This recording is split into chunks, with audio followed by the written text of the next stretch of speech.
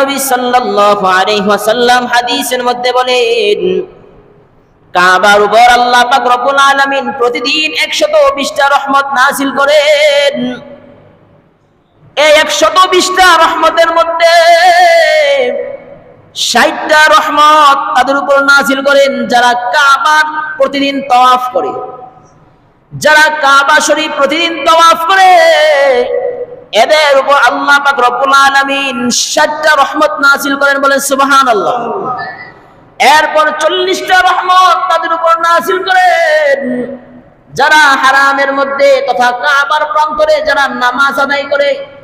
ওই নামাজ আদায় করনে ওয়ালাদের উপর আল্লাহ পাক রব্বুল আলামিন প্রতিদিন 40টা রহমত নাযিল করে, বলেন সুবহানাল্লাহ। আর 20টা রহমত তাদের উপর নাযিল করে যারা কাবার প্রান্তরের দিকে, কাবার দিকে নিজের চোখ দিয়া তাকায়া থাকে। যারা কাবার দিকে তাকায়া থাকে আল্লাহ পাক রব্বুল আলামিন তাদের উপর 20টা রহমত নাযিল করে, বলেন সুবহানাল্লাহ। এতে বোঝা যায় কাবার দিকে তাকাইলেও সওয়াব আছে না নাই? পৃথিবীর বুকে 4টা জিনিস আছে যে 4টা জিনিসের দিকে তাকাইলেও সওয়াব। 1 নাম্বার হলো কেউ যদি নেক নজরে কোন সন্তান যদি কারো পিতা মাতার দিকে তাকায় যায় তাহলে আল্লাহ পাক রব্বুল আলামিন তার আমল নামায় কবুল হজের সওয়াব দেয়া দেয়। আর জোরে করে বলেন সুবহানাল্লাহ। এজন্য পিতা মাতার দিকে তাকাইলেই কবুল হজের সওয়াব হয়ে যায়। 2 নাম্বার কেউ যদি কোরআন শরীফের দিকে তাকায় তাহলে আল্লাহ পাক রব্বুল আলামিন তার আমল নামায় সওয়াব দেয়া দেয়। কেউ যদি 3 নাম্বার কেউ যদি কাবা শরীফের দিকে তাকায়, কাবা শরীফের দিকে যদি কেউ তাকায় তাহলে আল্লাহ পাক রব্বুল আলামিন তার আমল নামাও সওয়াব দেয়া দেয়। সর্বশেষ 4 নাম্বার হলো কেউ যদি নেককার আলেম উলামাদের দিকে তাকায়, নেককার আলেম উলামাদের দিকে যে সুহবতে যায়, তাদের সামনে যদি যায়, তাদের দিকে যদি কেউ নেক নজরে তাকায় আল্লাহ পাক রব্বুল আলামিন তার জিন্দেগীর সগীরা গুনাহগুলি ঝরায়া দেয়, বলেন সুবহানাল্লাহ। এতে বোঝা যায় 4টা জিনিস বড় দামি।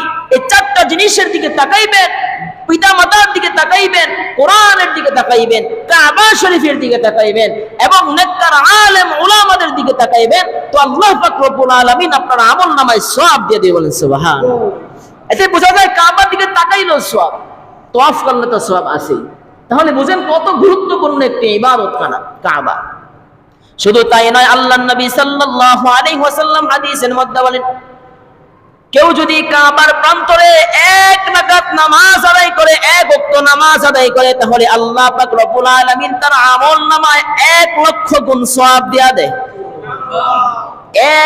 1 রাকাত 1 ওয়াক্ত নামাজ কেউ কাবার প্রান্তরে আদায় করবে তো আল্লাহ পাক রব্বুল আলামিন তার আমল নামায় 1 লক্ষ গুণ সওয়াব দেয়া দিবে। কেউ যদি মসজিদে নববীর মধ্যে নামাজ আদায় করে, মসজিদে নববীর মধ্যে 1 ওয়াক্ত নামাজ কেউ আদায় করলে আল্লাহ পাক রব্বুল আলামিন তার আমল নামায় 50,000 রাকাত নামাজের সওয়াব দেয়া দেয়। অন্য বর্ণনায় পাওয়া যায় তার আমল নামায় 1000 রাকাত সওয়াব দেয়া দেয়।